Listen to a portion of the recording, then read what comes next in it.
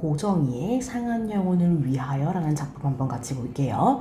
자, 이 작품은 25년 6월에 고1 모의고사에 출제된 현대시 작품이기도 하죠. 또 그리고 유명한 작품이기도 하니까 한번 같이 봐두시면 좋을 것 같습니다. 자, 작품으로 한번 들어가 볼 건데요. 일단 이 작품은 제목에서 알 수 있다시피 상한 영혼, 그러니까 상처받고 고통받고 시련을 겪은 영혼을 위한 작품이다. 그러니까 여기서는 상한 영혼이라는 것 수준을 맞춰가지고, 그러니까 우리가 세모로 들어가겠죠. 이미 상처받은 사람들이 어떻게 살아가야 하는지, 이 작품에서는 어떤 식으로 그들을 위로하고 있는지, 그런 것들을 좀 같이 봐두시면 좋겠죠. 자, 한번 들어가 볼게요. 1년부터 갈 겁니다. 자, 상한 갈대라도 하늘 아래선 한 계절 넉넉히 흔들리거니. 자, 보시면은 상한 영혼을 위하여라는 제목에서 상한 갈대로 이어지죠. 그러니까 제목을 잘 보라는 것도 이런 의미입니다. 그래서 상한 갈대를 결국 상한 영혼, 즉 상처받은 사람에 대한 그런 상징, 비유라고 보시면 될 것 같습니다. 자, 그래서 여러분 갈대라는 건 이런 식물이에요. 그래서 여러분이 갈대를 본 적이 있을지는 모르겠지만 갈대는 왜 그 여자의 마음은 갈대 이런 말도 있잖아요. 바람이 불면 되게 잘 흔들려요. 그런데 흔들리는 대신에 꺾이지는 않아. 거의 땅에 닿을 것처럼 막 흔들리는 한이 있더라도 꺾이거나 부러지지 않는다는 게 갈대의 특성입니다. 그렇기 때문에 갈대는 바람이 분다고 해서 부러지지는 않고 흔들리기만 한다는 점에서 어떻게 보면 되게 연약하죠. 쉽게 흔들리니까. 그럼에도 불구하고 꺾이거나 쓰러지지 않는다는 점에서 생명력이 강한 식물이라고 봐야 됩니다. 그래서 이 갈대라는 거는 연약하지만 생명력이 강한 생명력을 가진 사람들에 대한 비유, 상징이라고 보셔야 되는 거죠. 자, 그래서 상한 갈대예요. 갈대가 멀쩡한 것도 아니야. 다쳤어. 그렇기 때문에 갈대가 겪은 상처, 시련, 고난, 역경 이런 것들을 모두 상한이라는 말로 표현을 한 겁니다. 그래서 이 작품에서 나오는 상하다라는 말은 다 그래서 상처를 입다, 아니면 시련, 고통, 역경을 겪다, 뭐 이런 느낌으로 해석을 하시면 될 것 같습니다. 그래서 앞으로 나오는 세모들은 다 이런 맥락상으로 해석을 하시면 되겠죠. 그래서 마찬가지로 동그라미 이 부분도 당연히 연약하지만 강한 생명력을 가진 것들 또는 그렇게 만드는 것들과 연관지어 해석을 하시면 될 것 같습니다.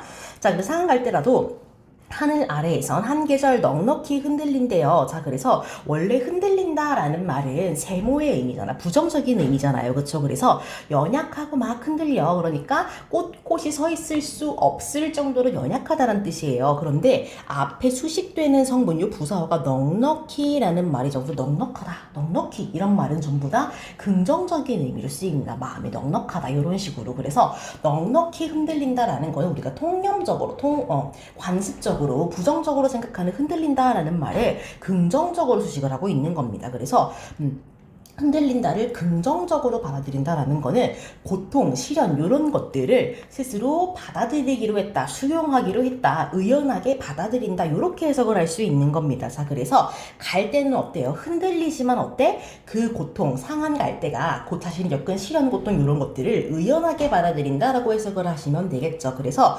갈대는 뭐예요? 연약하지만 강한 생명력을 가진 시련과 고난을 경험한 자연물이라고 봐야겠죠. 그래서 자연물을 통해서 우리가 어떻게 살아가야 할지를 이야기하고 있다라는 겁니다.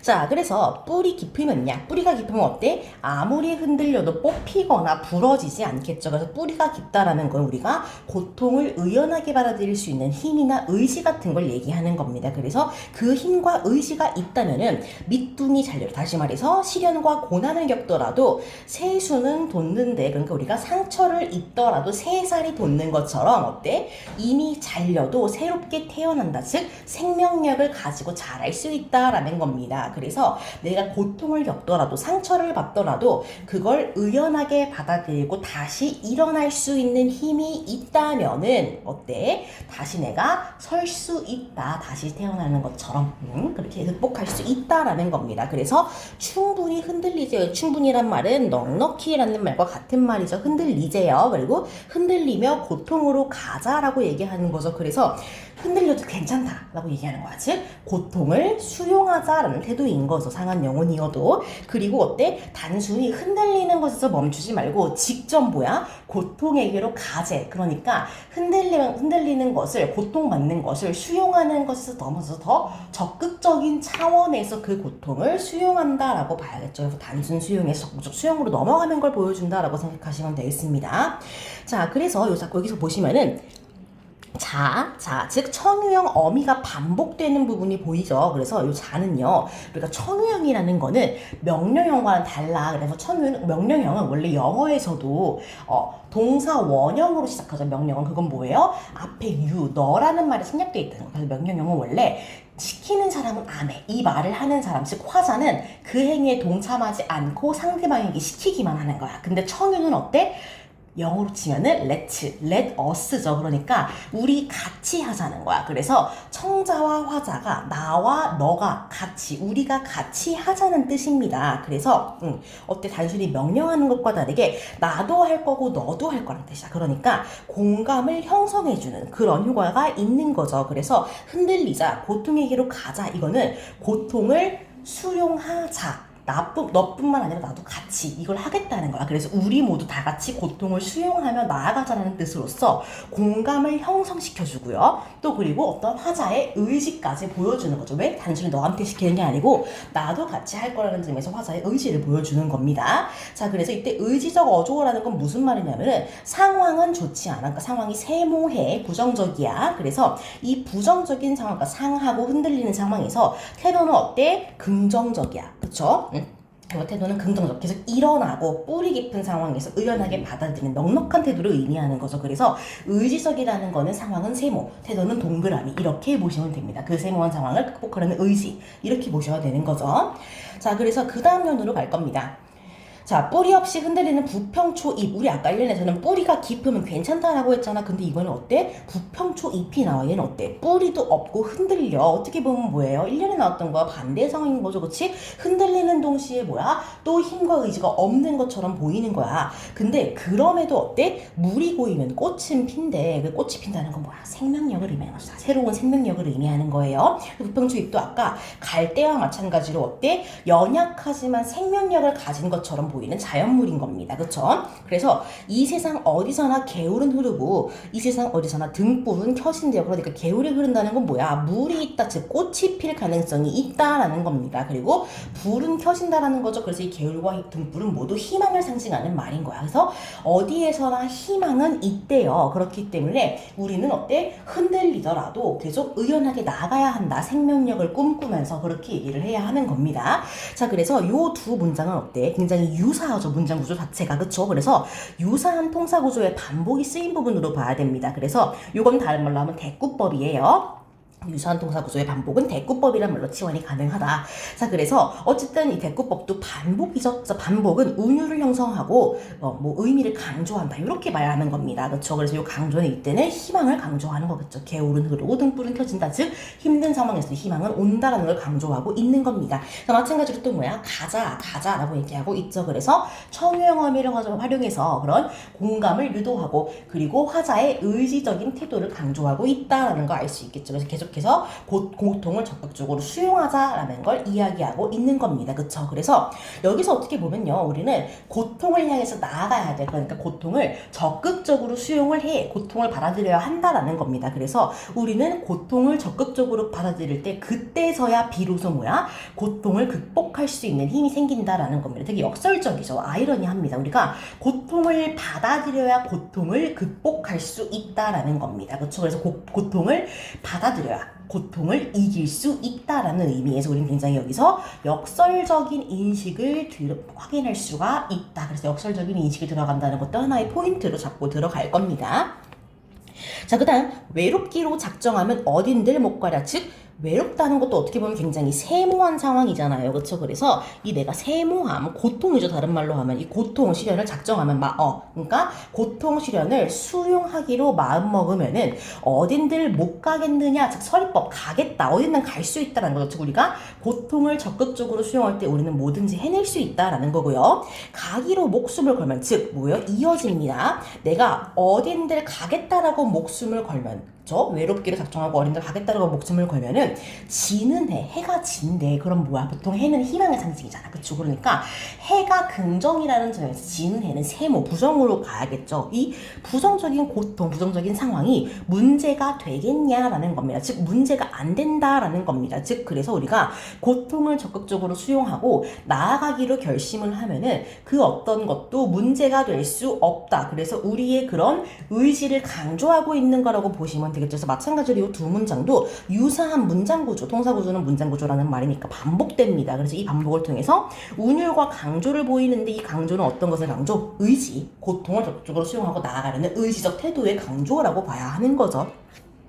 자, 그 다음 면으로 갑니다. 고통과 서름의 땅을 훨훨 지나서 뿌리 깊은 벌판에 서재요. 그러니까 뭐 하자는 거야? 고통과 서름을 수용하고 나아가서 다시 한번 뭐야? 뿌리를 깊게 받고 서자는 거예요. 아까 우리가 뿌리라는 건 뭐야? 이걸 이겨낼 수 있는 힘과 의지를 얘기하는 거였잖아요. 그렇죠? 그래서 우리가 이 고통과 시련을 극복하고 어떻게 하자? 다시 한번 의지를 다지고 힘을 가지고 꼿꼿하게 서자라는 겁니다. 왜? 뿌리가 깊으면 어떤 고통이 와도 흔들리지만 죽지는 않잖아. 뽑히지는 않잖아. 그쵸?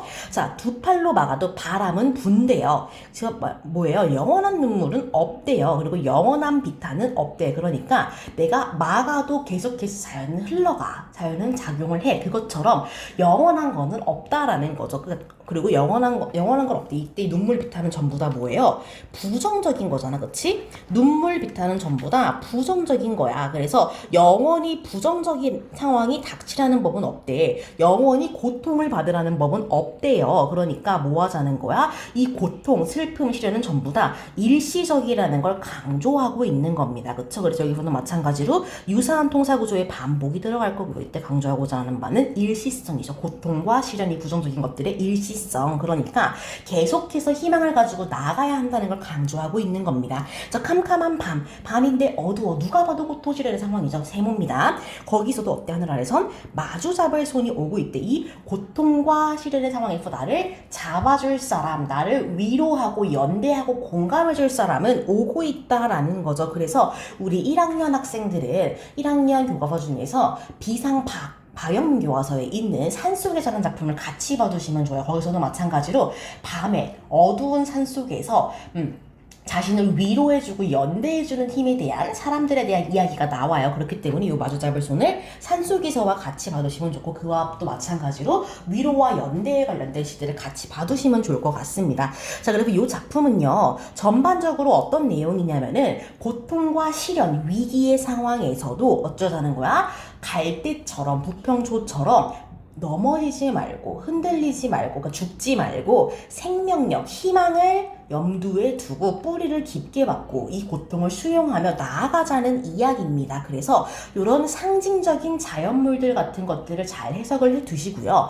전반적으로 부정적인 상징과 긍정적인 상징으로 명확하게 나눠지는 작품입니다. 그래서 계속해서 이렇게 동그라미 셈으로 나누시면서 읽고 그리고 또 표현 기법들 뭐 천우영어음이라든가 아니면은 뭐 유사한 통사 구조의 반복, 역설적 인식, 서리법 이런 것들을 잘 봐두시면 좋겠죠. 그래서 꽤 유명한 작품이고 우리가 교과서에 등장하는 작품과도 같이 엮어볼 수 있고 또 연대와 위로, 희망, 고통을 극복하고 수용하며 나아가는 삶에 대한 중요한 소재, 이야기, 주제를 다루고 있는 작품이기 때문에 언제 어디서 다른 작품과 연결이 이상하지 않아요. 그러니까 잘 봐두시는 게 중요합니다. 그래서 이렇게 한번 정리를 해볼게요.